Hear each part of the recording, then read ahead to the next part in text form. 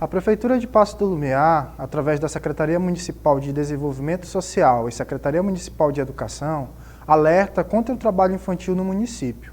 O trabalho infantil é qualquer atividade econômica e ou atividade de sobrevivência remunerada ou não, realizada por crianças ou adolescentes em idade inferior a 16 anos, exceto na condição de aprendiz, a partir dos 14 anos.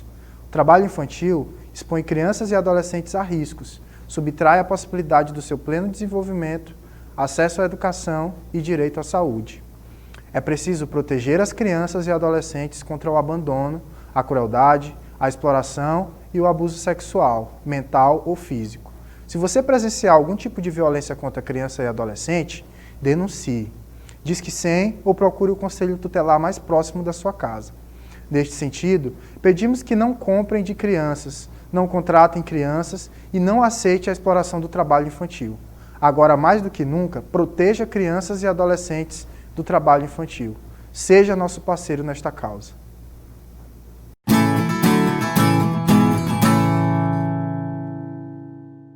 Boa tarde a todos. Eu sou o professor Miécio, sou professor de matemática, sou professor da rede de Paços do Lumiar. E hoje vamos falar de tratamento de informação, né? Lembrando que nossas aulas é decorrência do isolamento social e eu estou levando a você que está nos assistindo os conteúdos de matemática para que continue seus estudos em casa. Então sejam todos bem-vindos, né, a essa aula, né? Hoje nós vamos acrescentar mais conhecimento a você, lembrando que é a nossa segunda aula. Então, eu abordo para vocês aqui o que a gente vai falar, né?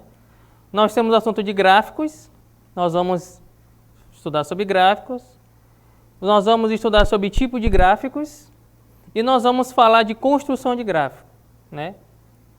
Então, aqui na construção de gráfico, nós vamos falar daqueles gráficos que são mais presentes, né, nos nossos estudos.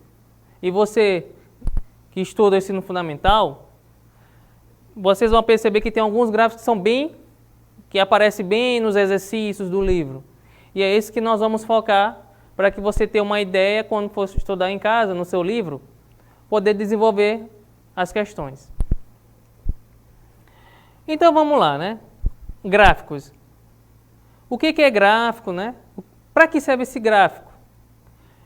O gráfico é uma representação visual de um conjunto de dados, utilizados para demonstrar padrões, tendências e ainda fazer um comparativo das informações.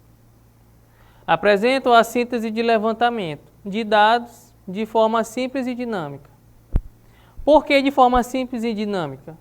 Porque se eu vou fazer um gráfico para me apresentar para uma pessoa, para uma plateia, esses dados têm que estar mais simples possível, porque a pessoa que for ler o meu gráfico, assistir, analisar o meu gráfico, ela não vai entender.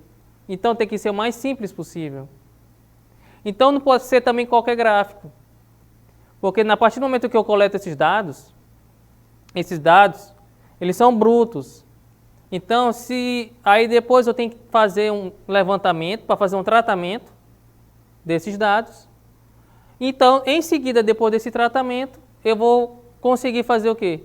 Que tipo de gráfico que eu vou ser utilizado? Lembrando, existem gráficos para a sua necessidade, né? Nós vamos mostrar aqui gráfico do tipo de pixel, né? Que é o setograma, gráfico de setores. Mas nem toda vez eu vou utilizar esse gráfico. Posso utilizar outro. Então, qual é a ideia do nosso estudo? É utilizar o gráfico que mais convém, que tem mais conveniência. Então, aqui eu listo para vocês 3 exemplos de gráficos, né? O primeiro é o gráfico de barras, né?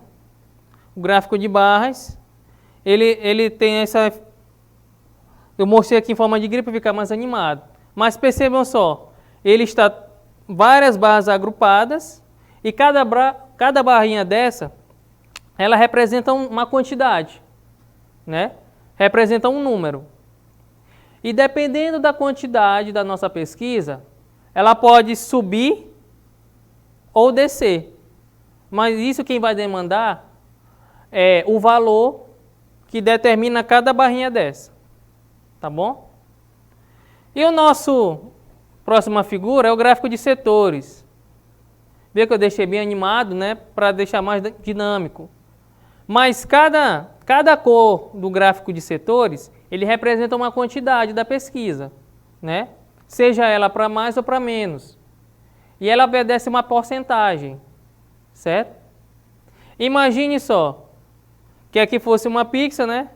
E cada pedaço fosse um sabor diferente. Então, essa pizza aqui seria uma representação, né, de quantidades diferentes. Então, é isso que nós utilizamos o gráfico de setores. No gráfico de linha, onde nós utilizamos o gráfico de linha, né? Para quem assiste os jornais, algumas revistas têm a presença do gráfico de linha, né? Como, por exemplo, pesquisa de satisfação do governo, como, por exemplo, do presidente. No Jornal Nacional, vocês já viram que nesses gráficos aparece subida de aceitação, né? E quando não tem uma aceitação, o gráfico ele tem uma descida, né? Ele automaticamente os valores eles vão descendo. Por quê? Porque esse gráfico, ele geralmente te dá padrões, né, de resultados anteriores.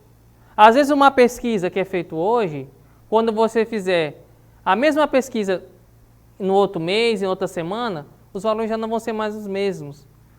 Por que será isso? Porque às vezes a opinião pública muda bastante, né? Não só a opinião, mas a quantidade também, que é significativa numa pesquisa. Perceba que nesse gráfico aqui, teve um crescimento. Mas a partir de um ponto, até esse ponto, se manteve constante. Mas a partir desse ponto já teve um crescimento. E é assim que é determinado o gráfico de linha. Porque ele tem muitas variações. E essas variações que nós vamos mostrar nessa aula, né? Não só para esse gráfico de linha, mas também para o gráfico de barras e do gráfico de setores. Gráfico de coluna, né? Bom, aqui eu tenho um exemplo de um gráfico de barras, né? Perceba que é diferente do anterior que eu mostrei para vocês. Aqui já é mais separado, né? Então, olha só, tem como objetivo comparar os dados de determinada amostra, utilizando retângulos. Se vocês analisarem bem, cada barrinha dessa lembra um retângulo, não é? Lembram lá da geometria plana? Retângulo é uma figura geométrica e possui 4 lados, né? Sendo que cada medida está uma para a outra. Cada medida está uma para a outra de 2 a 2. Essa medida é igual a essa, da mesma forma que esta medida é igual a essa. É por isso que lembra muito um retângulo, tá? Mas na análise de gráfico, a gente não vai se preocupar muito com o retângulo em si, né? O que vai interessar mais para a gente? É o valor que essa barra está representando. Percebam só, aqui eu tenho o dia da semana, domingo, mas ele está representando que quantidade? A quantidade que ele representa é 35. Esse 35 pode ser número de pessoas, né? Pode ser o número de homens ou de mulheres de uma determinada região, tá certo? E serem outras situações que a gente pode representar. E aqui eu tenho um gráfico de setores.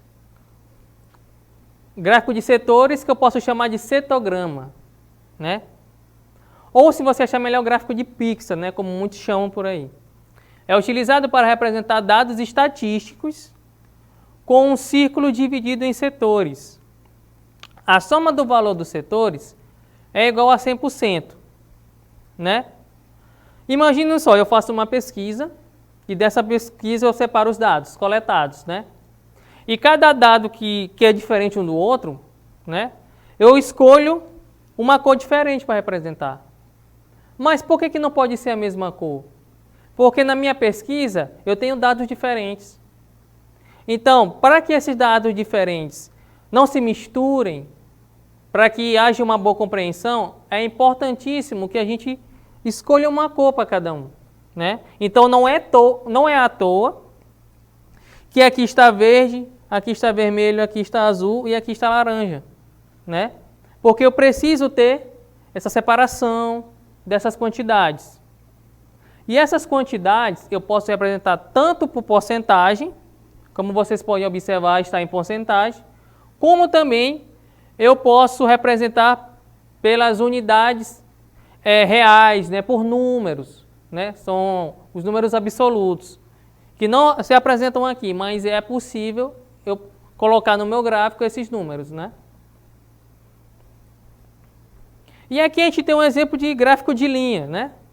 Ele é utilizado nos casos que existe a necessidade de analisar dados ao longo do tempo. Lembra que eu falei a respeito da opinião pública, seja a respeito do presidente, de uma liderança política? A gente vai fazendo pesquisas constantes. E aí a gente conclui, ao longo do nosso estudo, se aquela quantidade vai se manter constante, se vai ter um crescimento, decrescimento. E se vocês analisarem ao longo do gráfico, eu posso ter outras interpretações, né? Como, por exemplo, aqui nesse gráfico aqui, percebo que eu tenho meses e aqui eu tenho valores, né? 30 mil, 25 mil, 20 mil, 15 mil, 10 mil e 5 mil.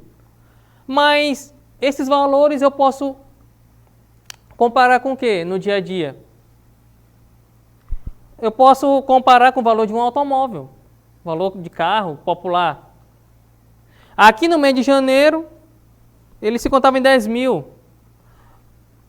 Passou para fevereiro, subiu para 15 mil. Depois, no mês de março, já teve uma queda. Ele já está custando menos de 10 mil. E, ao longo dos meses, abril, maio e junho, percebo que ele teve um crescimento. Olha como a linha cresceu, a linha aumentou.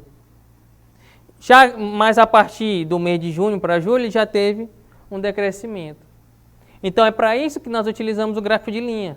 Porque ele te mostra o balanço de crescimento. Na Bolsa de Valores, também a gente utiliza muito isso, né?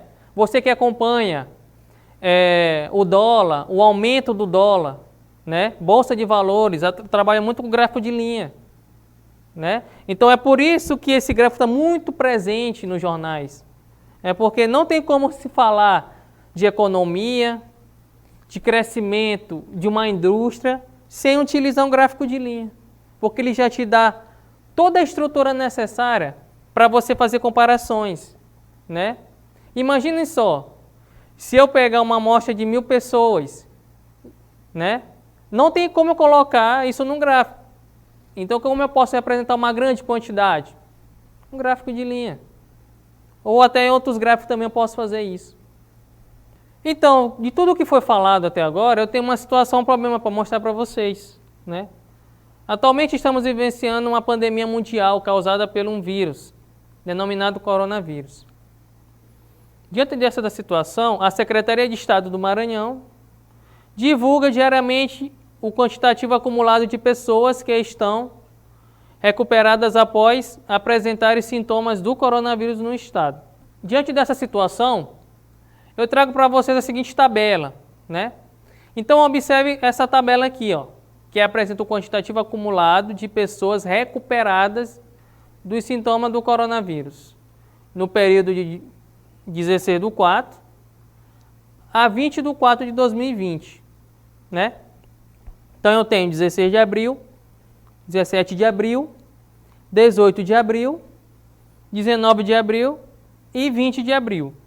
Cada dia com o respectivo valor, como vocês podem observar, né, na tabela onde a fonte é a Secretaria de Estado da Saúde, aqui do Estado do Maranhão.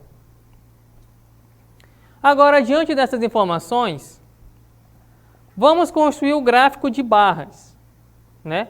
Como é que seria esse gráfico, né? De onde começar, como terminar e de que forma seria.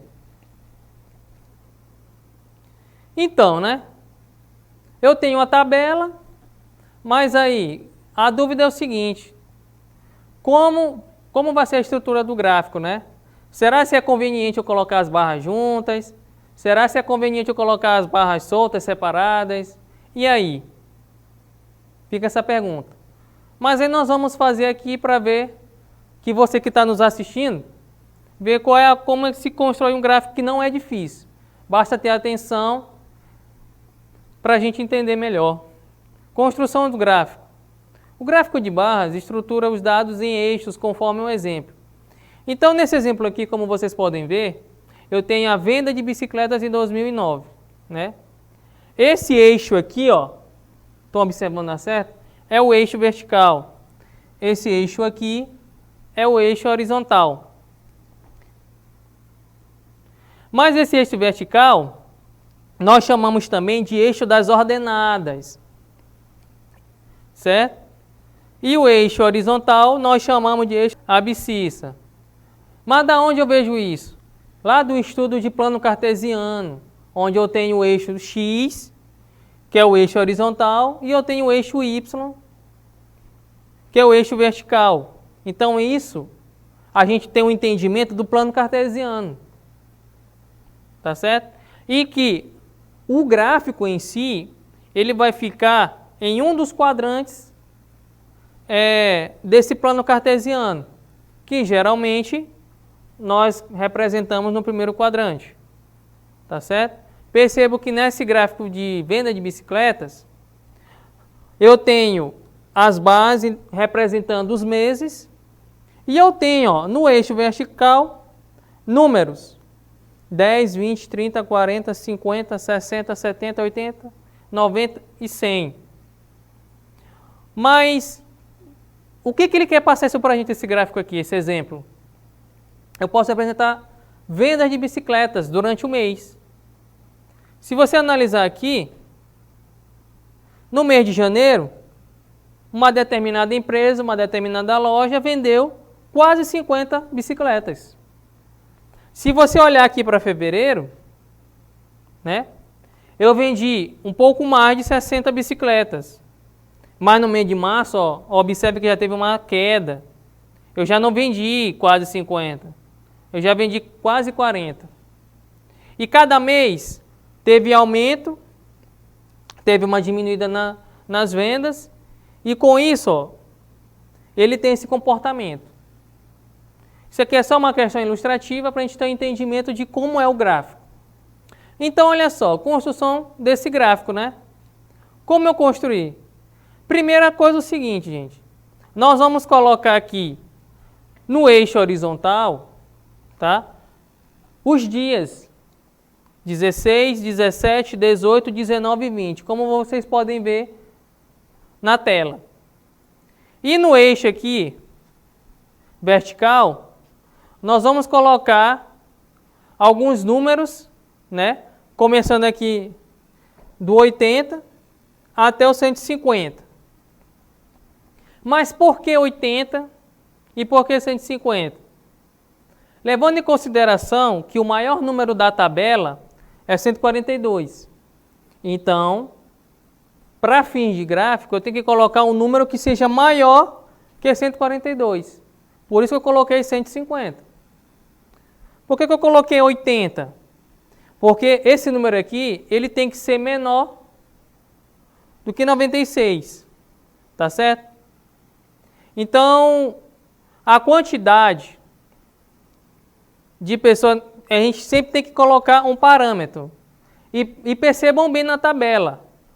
De 80 até 50, eu tenho uma sequência lógica. De 80 para 90 eu tenho 10. De 90 para 100 eu tenho mais 10. De 100 até 110 é mais 10. E ao longo do gráfico, vai sempre aumentando 10.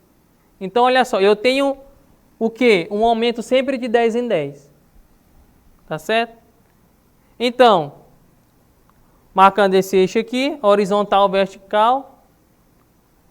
Então, vamos lá. No dia 16, qual o quantitativo de pessoas? 96. No dia 17, 102. Dia 18, 109. Dia 19, 132. E por fim, no dia 20, eu tenho 142. Observem que no dia 16, aonde marca na tabela a barra, eu estou perto de 100. Porque 96 é o número próximo de 100. Então, numa tabela, é bom que esteja isso explícito, porque esse número não pode ser, ele não poderia estar acima de 100, né? Porque isso ia trazer uma incoerência com o meu gráfico. No dia 17, não, né? Eu já posso colocar a barra acima do ponto 100, porque nós sabemos que 102 é o número superior a 100, né? E assim, em todas as outras barras. 109 abaixo de 110, porque é menor que 110. 132 está acima de 130, porque ele é um número maior do que 130. E 142, ele é um número acima de 140. Observe que ali, na linha que está o 140, ele está um pouco passando. Porque, obviamente, 142 ele é maior. Compreendido? Construção de gráfico. Existem outras possibilidades de fazer um gráfico? Sim, existem. Existem muitos programas, muitos softwares de matemática, onde nós podemos utilizar outras possibilidades de construção de gráfico, né? Então, olha só. O Excel, ele é uma grande ferramenta, onde nós podemos fazer vários tipos de gráfico, tanto o gráfico de barra, o gráfico de setores e o gráfico de linha. Só que o Excel, ele traz uma outra infinidade de gráficos, né? Mas como a nossa aula nós estamos falando só dos principais, não vou entrar em detalhes nesses outros tipos de gráfico. Mas o que vale destacar é o seguinte: existem programas gratuitos que nós podemos baixar do seu celular, do seu smartphone, onde você colocando os dados no celular, no programa, ele obtém automaticamente o gráfico. Aqui nós temos a tela do Excel, a planilha do Excel, na sua versão formal. E aqui, como que eu vou fazer um gráfico, né? Então, basta que você pegue os dados, você pode utilizar até o nosso exemplo da tabela. Você coloca a tabela aqui, tá? De todos os dias, cada dia com o seu respectivo valor. Em seguida, você vai inserir, né? Como mostra aqui no seu televisor, inserir. E lá vai ter a opção de gráficos, né? Você vai escolher gráfico de pixel, gráfico de barra, gráfico de linha. Só que lá tem uma opção que diz o seguinte: gráfico conveniente, né? Qual o melhor gráfico para esse tipo de situação? E o Excel ele te mostra assim. Então, recapitulando, para fazer um gráfico no Excel, basta você copiar os valores aqui, né? Ou fazer a tabela. Em seguida, você vai lá inserir, né? Procura a opção de gráficos. Depois que você encontra, você constrói o gráfico mais conveniente, seja ele de setores, seja ele de barras, ou até mesmo o gráfico de linha. Depois dessa explicação, nós vamos para a situação problema, né? Com base no gráfico construído, o quantitativo de pessoas recuperadas do coronavírus é crescente ou decrescente. Então, olha só. Aqui eu tenho aquele gráfico que a gente construiu passo a passo, né? Na situação anterior. Então, ó, no eixo horizontal de 80 a 150, no eixo vertical nós temos as datas 16 até o dia 20. Vocês podem perguntar: professor, como é que eu sei que é crescente ou decrescente? Observe os números. 96, 102, 109, 132, 142, teve um crescimento, não teve? Então, o que a gente pode concluir? Que teve um crescimento. Então, aqui, nosso gráfico teve um crescimento, então ela é crescente. 3. Quantas pessoas ficaram recuperadas entre os dias 16/4, tá certo?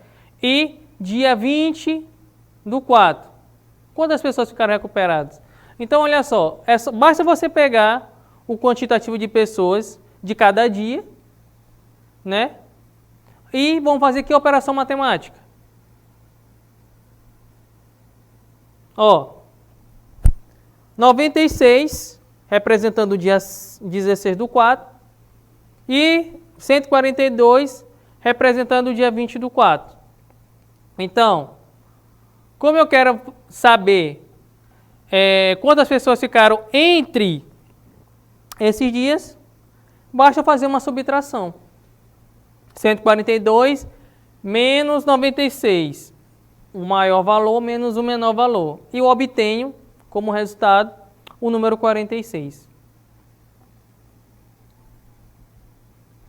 Então, a nossa resposta da nossa situação aqui, 40 pessoas recuperadas dentro desses dias.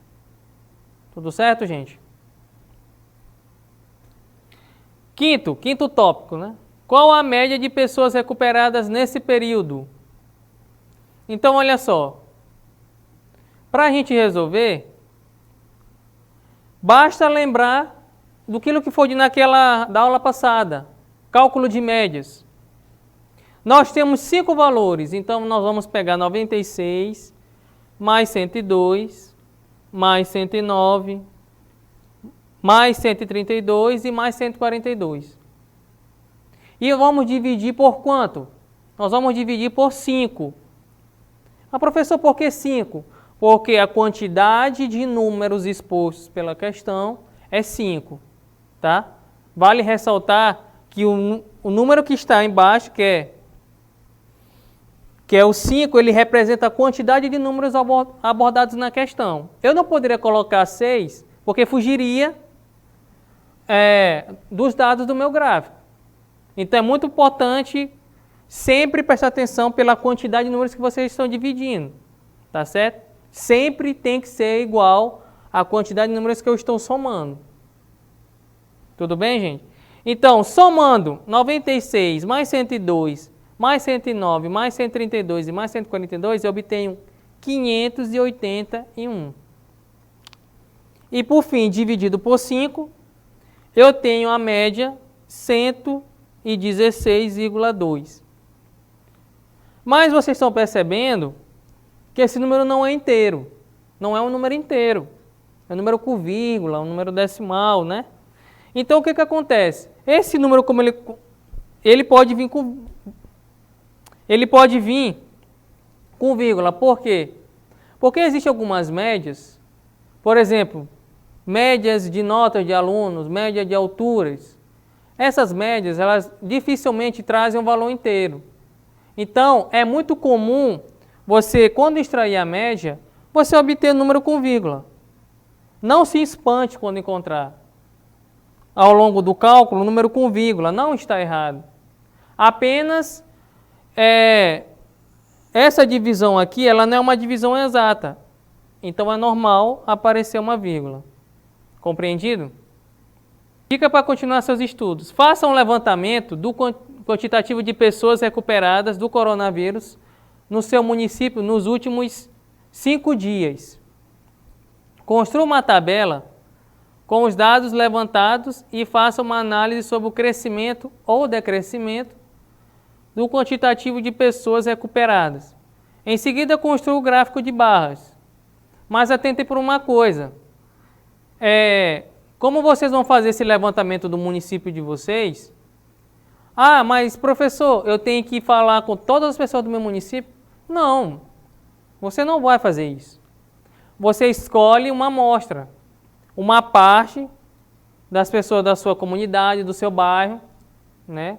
Que é a localidade onde você tem mais convivência, né? Você pode escolher outras, né?